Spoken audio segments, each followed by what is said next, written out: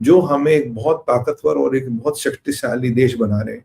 वो 2 फेजेस क्या है, उनका प्लान क्या है, उन पे हम क्या करने वाले हैं। और बाय द वे, मैं वही इंफॉर्मेशन शेयर करूंगा जो पब्लिक डोमेन में, मैं कुछ इधर-उधर की कोई प्राइवेट, कॉन्फिडेंशियल या कोई भी इंफॉर्मेशन शेयर करने वाला नहीं हूँ। So I am just sharing which is in the public domain and which everybody knows. तो सबसे पहली बात, जो K4 मिसाइल की टेस्टिंग हुई है, ये बहुत इंपॉर्टेंट है हमारे लिए। इसके मिसाइल के बारे में जरा समझे। K4 की टेस्टिंग हमने की अरिगात से। अरिगात हमारी made in India S3 class nuclear powered submarine है। ये हमने इंडियन ओशन से टेस्टिंग की इसकी, विशाखापट्टनम के आसपास से। और जो K4 मिसाइल है, इसकी रेंज जो है वो 3,500 किलोमीटर है। 3,500 किलोमीटर है। अब ये इंपॉर्टेंट क्यों? क्योंकि ये जो सबमरीन है अरिगात, ये हमारी न्यूक्लियर सबमरीन है। हमने खुद बनाई। इसका इंजन, इस जो which is powered by nuclear reactor, इनकी एंड्योरेंस बहुत ज्यादा होती है, बहुत ज्यादा देर तक समुद्र में रह सकते हैं। अब समंदर से मिसाइलों को दागने की शक्ति आपको एक न्यूक्लियर ट्रायड बनाता है। और न्यूक्लियर ट्रायड होना बहुत जरूरी है आज के देश के लिए। दुनिया में कुल 5 कंट्रियां हैं जो न्यूक्लियर ट्रायड्स हैं। और न्यूक्लियर ट्रायड की बात करें तो समंदर से मिसाइल भागने की क्षमता एक बहुत important piece of the puzzle होता है। कि मान लीजिए भगवान न करे पहला न्यूक्लियर अटैक हो गया, जबरदस्त अटैक हुआ लैंड पे, आपके सरफेस, आपसे लैंड से न्यूक्लियर मिसाइल चलाने की शक्ति गई, आपके जहाज उड़ नहीं पाए, आपकी रनवे आ गई। तो अब आप सेकंड स्ट्राइक कहां से करेंगे? जो सेकंड स्ट्राइक की कैपेबिलिटी है वो आप सबमरीन से करते हैं, वो आप शिप से करते हैं। शिप से भी इंपॉर्टेंट होते हैं सबमरीन्स। सबमरीन्स दिखते नहीं। और न्यूक्लियर पावर्ड सबमरीन्स क्यों? क्योंकि इनकी एंड्योरेंस बहुत होती है, ये महीनों तक समुद्र के नीचे रह सकते हैं। अब ये K4 मिसाइल है क्या? इसकी रेंज कितनी है? K4 मिसाइल की रेंज 3,500 किलोमीटर है। अगर मैं एक न्यूक्लियर पावर्ड सबमरीन की बात करूं, जो इंडिया के पास 2 है, ऑपरेशनल है, रनिंग है, और उसके बारे में भी बहुत कुछ बोलना आपको। ये जो अरिगात है, हमने खुद बनाई है। इस प्रोग्राम ATV प्रोग्राम के अंडर आता, तो DRDO ने कुछ मदद रशिया से ली थी। रशिया का काफी सहयोग रहा है इस ATV सिस्टम को डेवलप करने में। अब ये जो मिसाइल है, ये K4 न्यूक्लियर कैपेबल मिसाइल है। It can launch a nuclear weapon from the depths of the sea. ये इसको एक बड़ा विशेष दर्जा देता है, एक बहुत विशेष महत्व देता है। हर सबमरीन न्यूक्लियर मिसाइलें नहीं दाग सकती।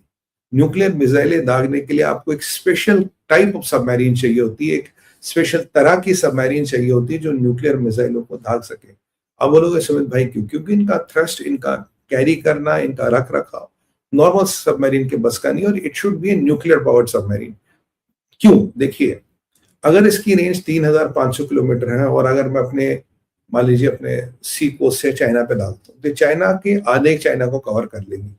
अगर यही मेरी न्यूक्लियर सबमरीन चाइना के वाटर्स के आसपास, चाइना के कोस्ट के आसपास, तब ये मिसाइल दाग देती है, तो ये पूरी चाइना को कवर करती है। इससे पहले हमने K3 क्लास की मिसाइल टेस्ट की थी। K3 का रेंज, वो भी न्यूक्लियर कैपेबल है, करीब 750 किलोमीटर होती है। 750 किलोमीटर से सीधा सीधा जंप 3,500 किलोमीटर, एक बड़ा जंप। अब ये मिसाइल जो मैंने आपको कहा बड़ी भारी होती, बड़ी ताकतवर होती, क्या भारी है, क्या ताकतवर है, कुछ स्पेक्स पे आपके सामने रखता हूँ। जो हमारी K4 मिसाइल है, 17 टन तो सर इसका वजन है, 17 टन। ये 12 मीटर लॉन्ग है। अगर मैं इसकी रेंज 12 से 13 मीटर लॉन्ग है, ये 12 मीटर लॉन्ग है, और 1.3 मीटर यानी कि इतना इसका लगभग डायमीटर है। तो मान लीजिए बहुत भारी भरकम मिसाइल है, इसका थ्रस्ट बहुत होता है। The submarine should be good enough to carry this, handle this, and then to take the thrust while launching it. और ये जो K4 मिसाइल है, ये 2.5 टन्स का न्यूक्लियर वॉरहेड कैरी कर सकती है। बहुत बड़ी बात है। 2.5 टन्स का न्यूक्लियर वॉरहेड कैरी करना बहुत बड़ी बात और बहुत इज्जत की बात है।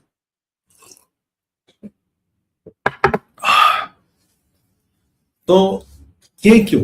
के नाम आया कलाम साहब के नाम से।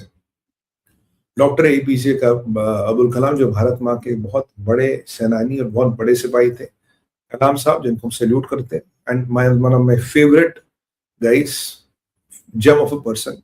कलाम साहब के नाम से ये K4 मिसाइल आई है।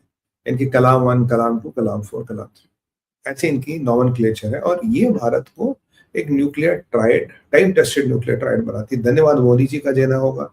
जब मोदी जी आए तो एक न्यूक्लियर ट्रायड बनने के लिए यानी कि चाइना के विज़े जो एक फॉर्मिडेबल आपको डेटोनेटर चाहिए, उसके लिए मोदी सरकार ने अथक परिश्रम किया और ये उसी का फलस्वरूप है। आज ये मिसाइलों की टेस्टिंग वेस्टिंग जो हो रही है वो आपके सामने हो रही है। तो सर मुझे एक सेकंड दीजिए, I have to just adjust my,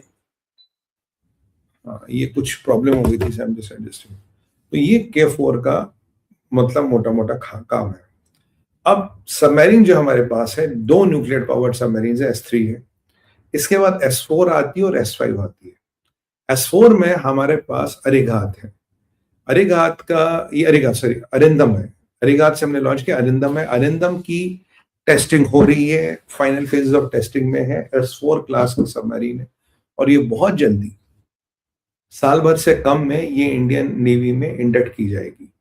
अब ये साइज में बड़ी होती, इसकी कैपेसिटी ज्यादा होती, इसका एंड्योरेंस ज्यादा होता है और जब हम ये डेवलप करेंगे तो उसके बाद हमारा अगला निशाना होगा, जो हमारा अगला माइलस्टोन होगा वो होगा S5 क्लास सबमरीन। S5 उससे भी बड़ी सबमरीन्स होती है, सबसे बड़ी सबमरीन्स होती दुनिया में। पीछे एक अटकलें भी आए थे कि जो रशिया के साथ एक डील हो रही है, वो संभवतः S5 की हो रही थी, फिर आया नहीं जी ऐसा कुछ हो नहीं रहा, और ऐसी डीलें जब तक होती नहीं तब तक उसके बारे में कुछ ज्यादा बताया नहीं जाता। तो S5 भी मेड इन इंडिया, इसका रिएक्टर, इसके कंपोनेंट्स, ये सब मेड इन इंडिया बनेंगे। और इसी के साथ बनाई जा रही है 2 और मिसाइलें, ये अग्नि सिस्टम से डिराइव्ड है के मिसाइल सीरीज।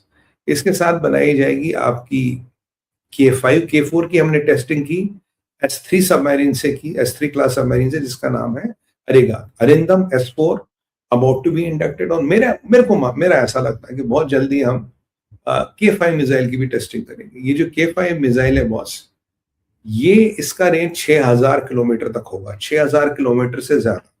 तो मतलब आपके पास एक सबमरीन आएगी जो चाइना क्या उसके भी आगे जा सकती है, क्योंकि कहीं भी जा, मतलब इंडियन ओशन के बाहर भी जा सकती है। और उसके बाद आपके पास एक मिसाइल है जिसका रेंज 6000 किलोमीटर से ज्यादा है, ये न्यूक्लियर कैपेबल मिसाइल है ऑब्वियसली। और जो इसमें विशेषता है वो it will be MIRV, and it can carry multiple warheads and one missile can be used to destroy a complete country। मान लीजिए कल को हमारे पास अरिंदम आ जाता, जो आ जाएगा, now we test the K5 missile which is MIRV missile. तो अगर वो हम जाए और उससे हम चाइना पे मान लीजिए हमला करते फॉर एग्जांपल, तो एक मिसाइल जो न्यूक्लियर कैपेबल होगी, सेकंड स्ट्राइक के लिए यूज होगी, मल्टीपल वॉरहेड्स लगेंगे, MIRV होगी, तो ये पूरे चाइना को लगभग बर्बाद करने की क्षमता रख सकती है। ये है S4 और K5। अब आते हैं S5 और K6, जिन मिसाइलों को हम अभी डेवलप कर रहे हैं। K6 के आते ही आपकी मारक क्षमता, यानी कि आपकी मिसाइलों की मारक क्षमता, हमारे मिसाइलों की मारक क्षमता, ये 8000 किलोमीटर से ज्यादा जाएगी। 8000 किलोमीटर का मतलब है ये एक वर्ल्ड क्लास मिसाइल होगी। और जो सबमरीन लॉन्च बैलिस्टिक मिसाइल्स होती है, अगर आप 8000 किलोमीटर की रेंज को छूने लगते हो या 5000 क्रॉस करते हो, ये इंटरकॉन्टिनेंटल बैलिस्टिक मिसाइल्स में आती है। तो तब आपकी सबमरीन इंडिया के कॉन्टिनेंट से एक दूसरे कॉन्टिनेंट पे हमला कर सकती है। और जो अभी मैंने दुनिया का आकलन किया है, इसी रेंज की सबकी मिसाइल है, जो सबसे दूर जाने वाली मिसाइल्स है जो आप सबमरीन से लॉन्च कर सकते हो, इसी रेंज की है।